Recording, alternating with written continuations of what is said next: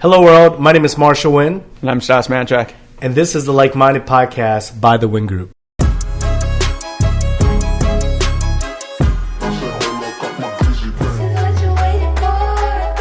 So this is the first podcast of the year, man.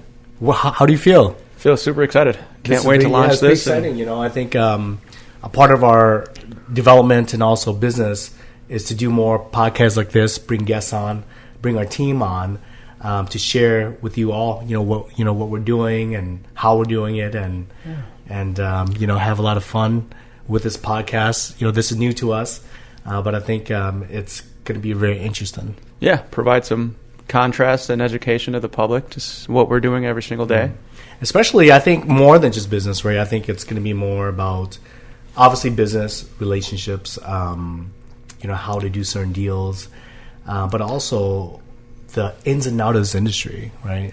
It is a business podcast. I think at the end of the day, I think this is going to be more of a business podcast. Absolutely. About life, relationships, family. Mindset. More than anything. Right. Yeah.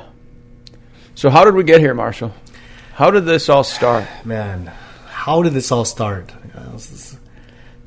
With the dream, right? As they all say. But I think I think it was. I think there's a time in our lives, especially when you're in real estate or when you're in business. You want to get to the next level, and I think in order to get to the next level, we had to take a lot of risks. A lot of planning. And going, take a leap of faith, right? So, yeah. And I remember just talking to you. You always mess with me, saying, "Hey, when are you going to start Wyn Group? When are you going to start Wyn Group?" And I think that got into my head for a good reason. Right. And then things just kind of came about. 4 years in the making. Yeah, 4 years in the making, and I think my biggest challenge was I always had to think that it's like, you need to have the perfect time, and I think looking back, it was never the perfect time. Right. You just got to take the leap of faith, right? But then you started your own real estate company even before Wyn Group. So I did. So I learned a lot over the last it's been 6-7 years now. Spent a long time at KW and then VSM for a year and a half, and then that's when I decided to launch the residential brokerage. Mm-hmm. And then things passed, and now we're here. Right. So now we got 2 headaches in one. So then with residential transitioning to commercial, because I know a lot of people are going to be asking about that. Yeah. Because it's an ongoing question. How do I get into commercial real estate if I do residential? Right. But also one thing that I've noticed is that, a lot of people that come from residential, they come with a lot of great experience, but also the way that they do business, and they're really fast. As you know, commercial is a little bit slower. Right. So what made you take that, do the transition? So, it was, 6 years ago now that I did, maybe 7 years ago that I did my first commercial deal. Mm-hmm. And it was bringing it to light to where I've had the experience in residential, but, doing a commercial deal is a whole different world. It takes a lot more math. It takes a lot more education. It takes the right people around you to get these deals done. So that's where, people that are trying to transition or trying to do commercial, it's a whole different world. Right. And it's, I'll say forget everything you've learned in residential real estate and find a good mentor, find a good group to be around to teach you the ins and outs of commercial, because it's a completely different transaction. It is. It is. I used to get frustrated all the time because commercial brokers wouldn't call me back for days on end, and then contracts would take 3-4 months to negotiate back and forth. And then, your closing was 120 days out after that, after all your due diligence and everything else. And it was like, well, what happened to 30, 60, 45 days? Like, what are we doing here? But then it's so much more risk for tenants, for buyers, for whatever else than a residential place where you're going to live. It's all a business transaction, so you just got to make sure the business transaction meets everyone's needs and wants and makes financial sense for everyone.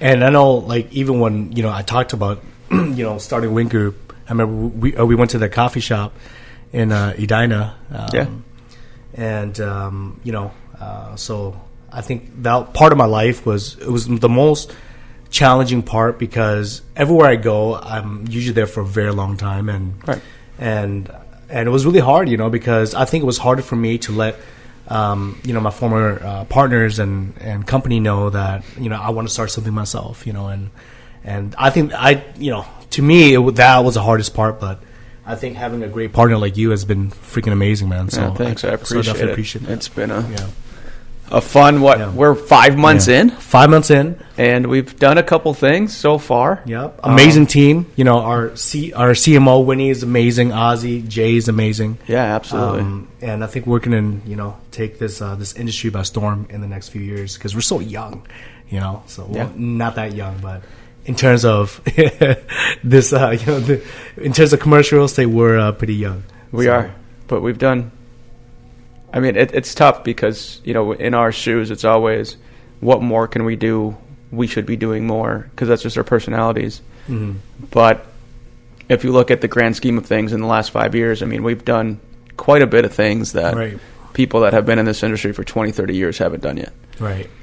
So that's the good part, but that comes with a lot of hunger and both of us being immigrants and coming from nothing and knowing what hard work and 12, 14, 16-hour days are like, and that's just what you just have to do whatever you got to do. Right.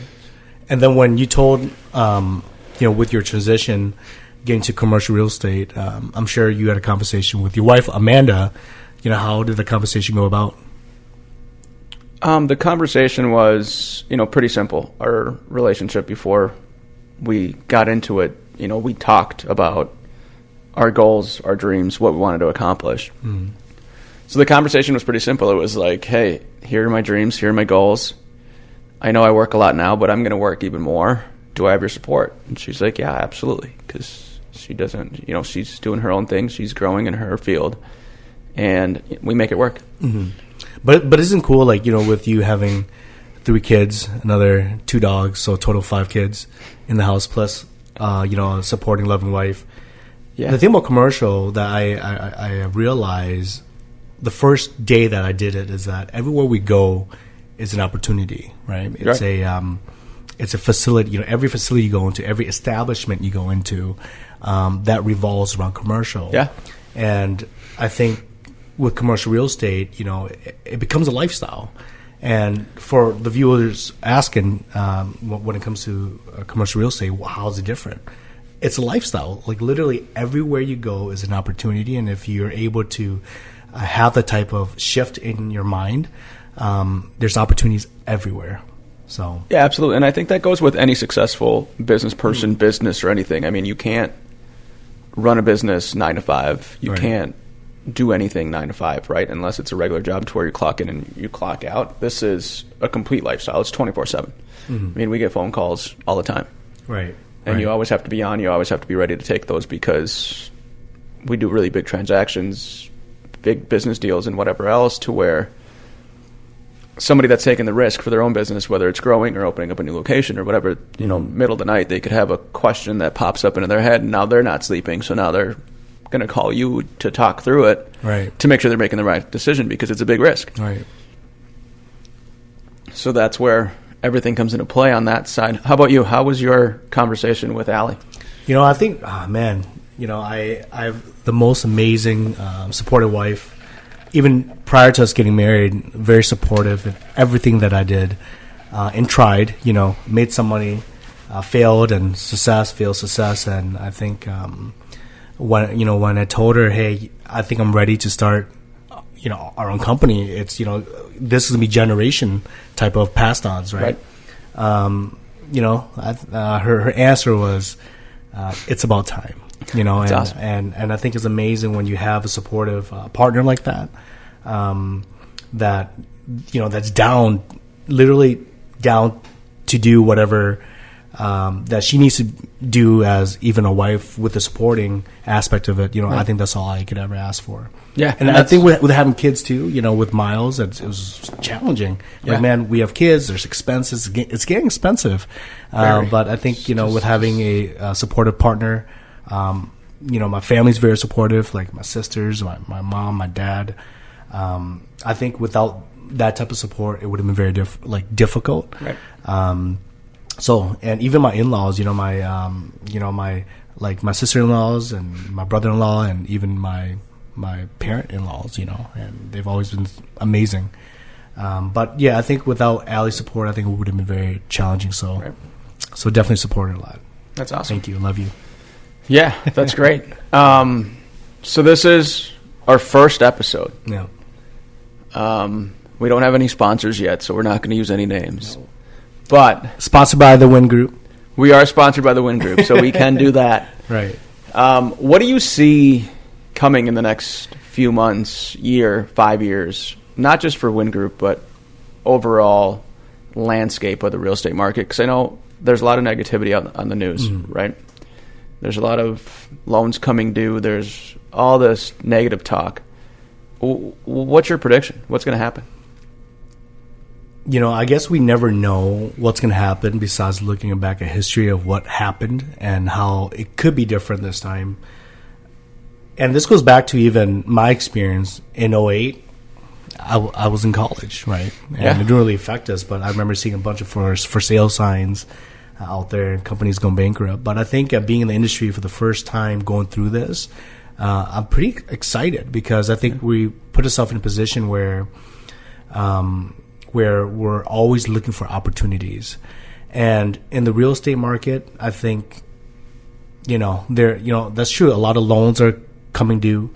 And a lot of people that made bold choices buying things on market, they're going to pay for it, unfortunately. Right. But we're value-add buyers. We're value-add investors and also opportunistic investors. So we buy things that we believe that could be good for another few decades. That's why a part of this is building Burnsville Center. Who would have thought that we own a mall, which is insane, right? But it's definitely challenging. There's challenges. Nothing great is ever easy. But I think there's going to be a lot, like in our space, in the retail world, the mall world, big boxes, a lot of good new adaptive reuse type of product that's going to happen. And also, I would say remodels, grocery stores, grocery stores going into big boxes. So they're trying to find ways to utilize these beautiful, great locations right. To its highest and best use, right? And I think now, more than anything, people are paying for more experiences than going to a retail center where they can buy it online. But our world is retail. It's challenging, but it's also very rewarding. It is. And I think it's it's a very sexy product. Sometimes you make money, sometimes you don't. But majority of the time, you do make money if you play your cards right. So right. Yeah, I mean, I just don't think with all these big boxes, new construction is so expensive right now. So you're buying a distressed building or an asset that a store closed down and it's been sitting vacant for a while, like for pennies on the dollar compared to what it would take to build it new, right? And just remodel it, and make it back to the community hub it was, right? So with like the mall and community centers and strip centers, they're essentially community hubs where people get together, right? Either go shopping, meet friends for coffee, for restaurants, whatever else, and it's. I just don't see that going away. It kind of went away and people lost touch with everybody through COVID because everyone was locked down and everyone was afraid of everybody, so they didn't get sick. But I think it's coming back now to where, as humans, we need that social interaction. We need to be out. Right. We need to have that touch feel of the clothes or whatever that we're buying. Even though we can go online, yes, and we can go online maybe once we know the size and once we know the material and everything else, but you still have to go out and see it, touch it, try it on. Because I think for me, the online shopping experience has a lot of pros, but it also has a lot of cons, including you order a bunch of stuff, it shows up at your door, you touch it, you feel it, you try it on, it doesn't look right. So now you have to take more time, go back to the post office, send it back, and then reorder and do it all over again when you can just take an hour, go to the mall, go to the retail location, try it on, buy it, and then you're done. Right? But also too, you see a lot of like online stores wanting a brick and mortar. Of course, because you need it. Because you need that. Even Amazon, they have their own retail shops now as well. Yeah. throughout the country. Absolutely. I mean, I just think that, psychologically, when we were going through the C pandemic, it kind of prolonged retail 10 years down the road. Mm-hmm. But psychologically, humans aren't ready for that. Right. And it's, when Amazon was expanding all over the place with warehouses all over the country, and now they've cut back millions and millions of square feet because they can't expand as fast because people are still shopping brick and mortar. Right. And I don't think that's going to change just because the baby boomers have 75 million people in that, which is a third of the U.S. population. They're not ready for online shopping. I mean, my parents are younger, but my 87-year-old grandmother, having her go online and shop is just never going to happen, yeah. Right? Or even even my parents that are in their late 50s, it's still they're used to what they're used to, and they're not going to change. Right. They want to go to the store, they want to pick it up, and they want it, and it comes with instant gratification too. Mm-hmm. Right? You go in, you pick it out, you buy it, you take it home. Right. You're not waiting 3-4 days for it to show up in the mail. Right. For sure. Yeah. That's true. I think, and again, nobody can ever predict the future, but look at what the statistics shows and then work towards that. Right. To play this game. At the end of the day, it's a big game, and, Absolutely. And the goal is to be really good at this game. So, but yeah, man, what are you excited about, about our team at Wyn Group? Winnie, Ozzy, Jay. I mean, everyone brings a ton of value. Mm-hmm. Super grateful and thankful for them, and you as well. And it's just keeping the momentum that we've had in the last few months and just building on that every single quarter and every single year and every single decade to keep going and moving forward, to keep growing this company to, like our plan is to go nationwide eventually. Right. And then go from there. We're already here we and licensed in Florida, yeah. But we have other markets that we're looking into right. to expand out, because it's the nice thing with us is that we're in our mid-30s. We're very versatile and we can move fast. Mm. And, it's like we're in a small speedboat with a lot of horsepower. Right. And we're not in a big ship quite yet, so like the big companies. So we can definitely move a lot faster than them and adapt with whatever happens in the market. Like you said, we can't predict what's going to happen, but we can adapt. Mm-hmm. And I think that's how the most successful businesses made it to where they are today. All Fortune 500 companies is you need to be able to pivot, and you need to be able to pivot fast, just so you're able to go. Right. And I think you're definitely right with that, and it's important that we continue to have our ways of I would say our business ethics is huge, and I think the way that we're running Wyn Group right now, like just like a model is very different, right. And I think no one has done it in my opinion. I've seen it online, but I think having every single buddy in our company be involved in our investments is huge. Right. Absolutely. And just creating that wealth for them, because I think at the end of the day, their success is to be our success, and it's important that we make sure that anybody that works with us, directly or indirectly, is successful in terms of the projects that gets done, making their lives better, because if their lives get better, our lives are going to become much better. Well, absolutely. Too, so. It's all a waterfall effect, like anything, right? So that's kind of where we sit. We got some exciting things coming up. Yep. We can't mention some of them, but there's some exciting things going on. They'll be out public hopefully soon. Right.